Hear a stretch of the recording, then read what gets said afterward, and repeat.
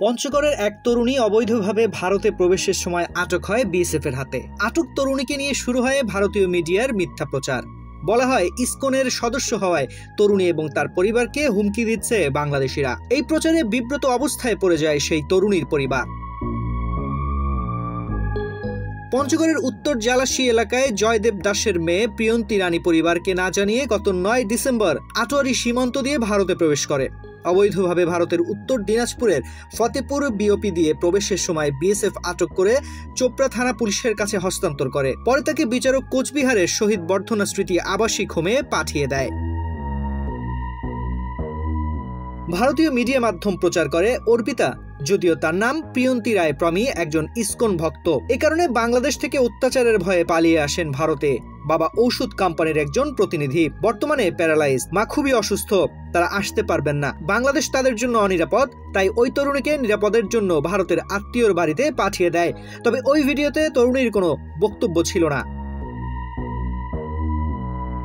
ভারতীয় মিডিয়ার কিছু সাংবাদিকরা ভিডিওতে তথ্য বিকৃত করে। তারা বলেন বাংলাদেশি হিন্দু সংখ্যালঘুরা খুবই বিপদে, হিন্দুদের উপর সরকারি আক্রমণ চলছে, বিমাতা সুলভ আচরণ করছে পুলিশও, তাই তারা প্রাণ ভয়ে আইন ভেঙে ভারতের নিরাপত্তার জন্য আসছে।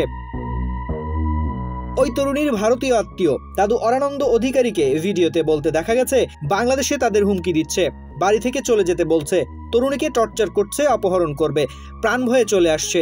বাবা মায়ের সামনে যদি মেয়েটাকে টেনে নিয়ে যায় তাহলে ওরা সেখানে থেকে কি করবে? আমার মেয়ে কিভাবে কেমনে গেল তো আমরা বলতে পারতেছি না। আমাদের এখন এটুকুই যে আমার মেয়ে যাতে আমরা ফিরে পাই, এটাই আমার আবেদন। সকালবেলায় ডিসি অফিসে আসছিল, ও ডিসি অফিসে জাতীয় সঙ্গীত গাইছিল। তারপরে সে বাড়ি গেছিল, বাড়ি গিয়ে পরে বলতেছে মা আমি আসতেছি, আমি একটু দেরি হবে, আমি আসতেছি। তো ওর বাবা অসুস্থ, তো ওই জন্য ওর বাবা 2 বার স্ট্রোক করছে, তো এই জন্য আমি ওকে নিয়ে বিশেষ ব্যস্ত। আর আমার মেয়ে এমনটা নয় যে খারাপ কিছু করবে বা কোথাও যাবে, সে ধরনের আমাদের কোনো ইয়াই ছিল না। মানে অতটা আমরা বুঝতেই পারিনি যে মেয়ে আমাদের মানে কি করতেছে। এসব প্রচারণাকে মিথ্যাচার বলে দাবি করেছেন প্রিয়ন্তীর বাবা মা। রবিবার সকালে পঞ্চগড় পুলিশ সুপার কার্যালয়ে হাজির হন তরুণীর বাবা জয়দেব চন্দ্র রায় ও তার মা অনুরাধা রানী। তারা বলেন আমরা এখানে হিন্দু মুসলিম মিলেমিশে বসবাস করছি, কোনো সমস্যা নাই, আমরা ইসকন ভক্ত না, আমরা সনাতনী। ভারতীয় মিডিয়া মাধ্যম প্রচার করেছে মেয়ে আমাদেরকে না জানিয়ে চোখের চিকিৎসার জন্য ভারতে প্রবেশ করে। গেছে সোমবারে ও এখানে জাতীয় সঙ্গীত গাইছে, তারপরে কোথায় কি করছে আমি তো মানে আমি অসুস্থ, আমি বলতে পারি না। তারপর যে মিডিয়ার মাধ্যমে বা এর মধ্যে শুনতে পাচ্ছি সে ইন্ডিয়া ধরা পড়ছে, এটুকুই, আর কোনো কিছু না।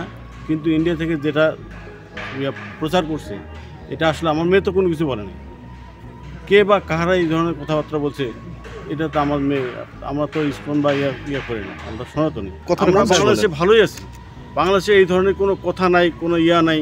এটা কে বা কাহারা কিভাবে ইয়া করলো, সাংবাদিক কি কোন চ্যানেল কি করলো, এটা কিন্তু আমরা অবগত না। এ বিষয়ে পঞ্চগড় পুলিশ সুপার জানান ভারতীয় মিডিয়া উল্টাপাল্টা প্রচার করছে, যেটা পুরোপুরি মিথ্যা সংবাদ। খবর পেয়ে তরুণীর বাসায় গিয়ে খবর নেওয়া হয়েছে। তার বাবা মা সম্পূর্ণ সুস্থ, তারা ইসকন ভক্ত না, সনাতনী। মূলত তরুণী অসুস্থ, ভিসা ছাড়া চিকিৎসার জন্য ভারতে গিয়ে আটক হয়েছে। ভারতের মিডিয়া গুজব ছড়িয়ে সাম্প্রদায়িক সহিংসতা সৃষ্টি করছে।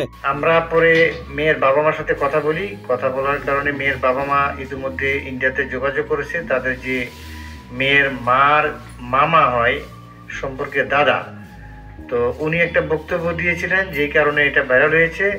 তারা বলছে না এটা সত্য নয়। তো তারা জানতে পেরেছে ওখানে মেয়েটা সেফ হোমে আছে, যেহেতু ভিসা নিয়ে যায় নাই, সেহেতু ওখানে বিএসএফ এর কাছে ধরা পড়াতে তারা ওই বিএসএফ তাকে সেফ হোমে দিয়েছে, সে এখন সেফ হোমে আছে। এবং আপনারা যে বললেন যে মেয়েটাকে পাচার করা হয়েছে, এবং মেয়ের বাবা মার বক্তব্য থেকে এটা স্পষ্ট যে তারা চিকিৎসার জন্য পাঠিয়েছে, তারা অবৈধভাবে পাঠিয়েছে। বাট তারা এখানে মেয়েটা মানে পাচার হয় নাই, বা মেয়েটা মানে ভয়ভীতি কেউ হুমকি দিয়ে দেওয়ার কারণে সে চলে যায় নাই।